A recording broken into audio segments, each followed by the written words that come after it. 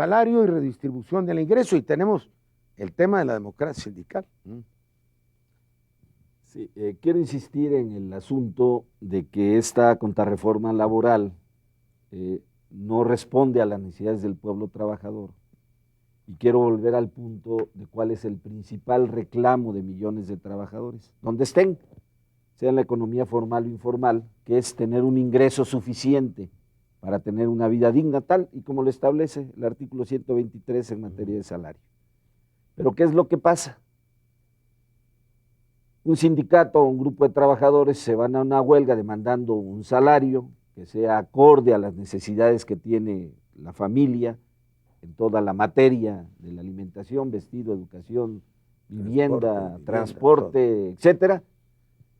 Y dicen que no, pero lo primero que hace la autoridad es imponer, por supuesto, el tope salarial. Y después lo que hace la Comisión Nacional de Salarios Mínimos, que es una entelequia, y lo digo en todos los sentidos, toda la acepción de la palabra, que le cuesta más de 30 millones de pesos al año al fisco, es simplemente adicionar los incrementos, que no son incrementos, al salario mínimo, conforme los criterios de la inflación.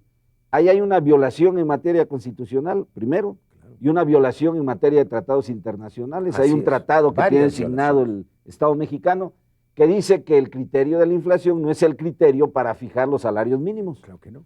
Y aquí, en lugar de buscar la recuperación, solamente se plantean equiparar lo que dicen ellos que será la inflación, por ejemplo, para este año, y eso es lo que van a otorgar de incremento a los salarios mínimos, y es el techo que van a imponer a la revisión en salarios contractuales. ¿Qué estamos planteando? Primero, que esa entelequia desaparezca y que en términos constitucionales la atribución regrese al Congreso de la Unión, sea materia de la Cámara de Diputados. Sí, y es las dos cámaras, es ley. Y que sea parte, es una ley. Realmente, por supuesto, exacto, que sea parte realmente de una política de desarrollo. Exacto. Este país no va a superar su estancamiento mientras no rompamos con el modelo económico neoliberal y mientras no tengamos una política de desarrollo que tiene como eje rector la recuperación del salario, que es la manera en que el mercado interno puede propiciar una reactivación en todos los sectores productivos del país.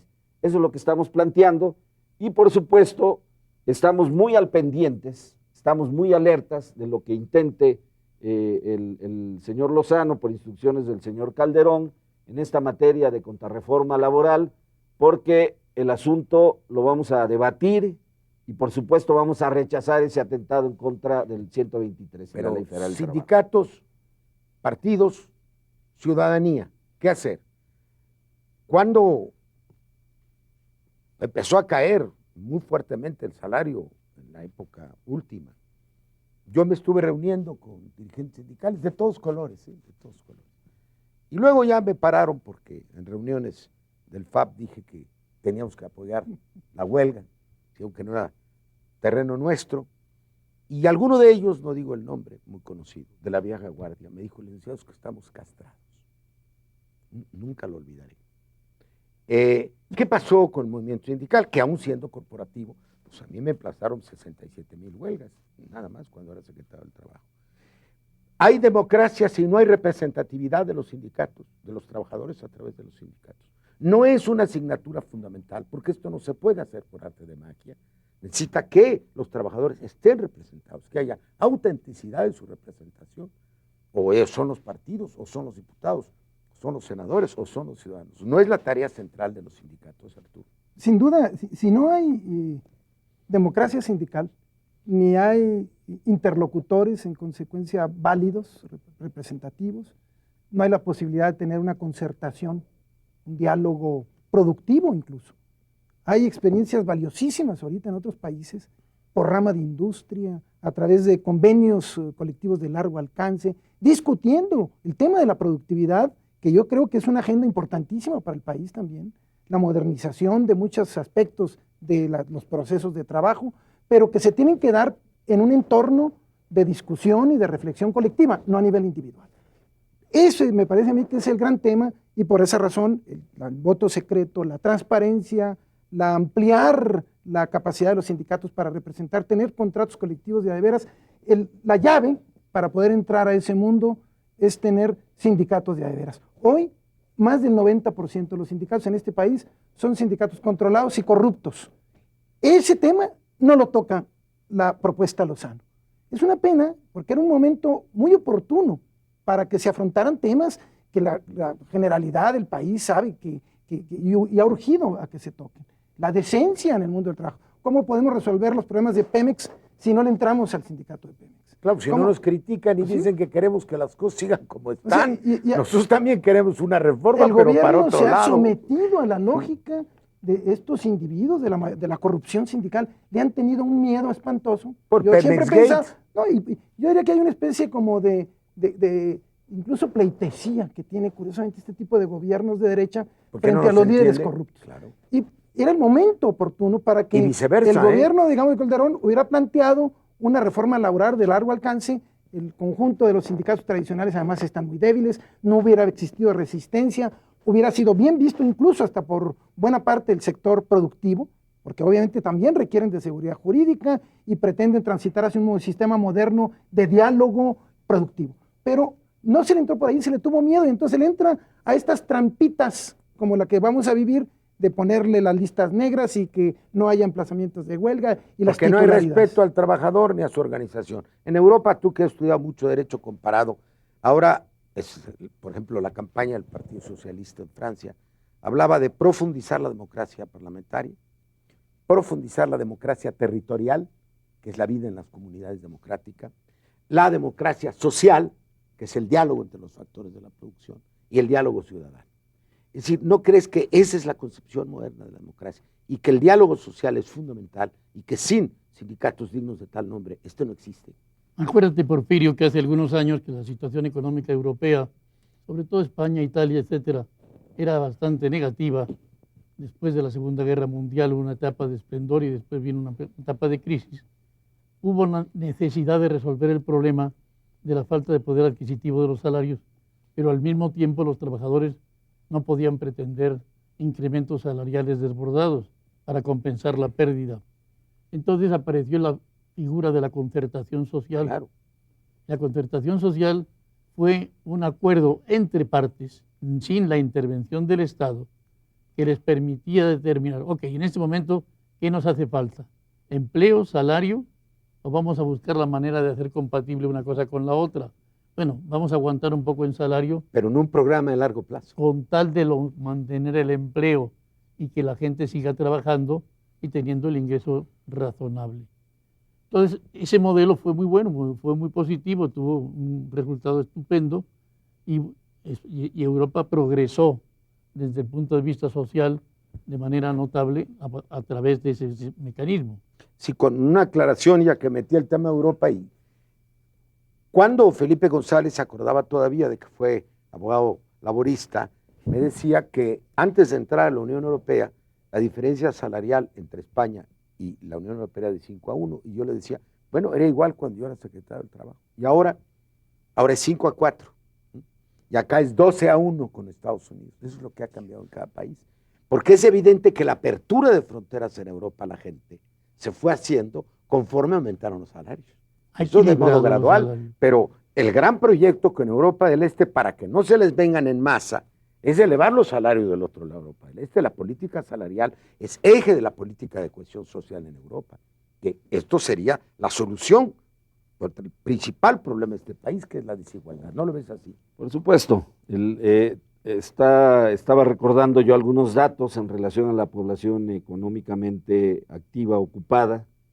Los datos conforme al INEGI son de alrededor de 44 millones, de los cuales un tercio gana entre 1 y 2 salarios mínimos. Esa es la realidad.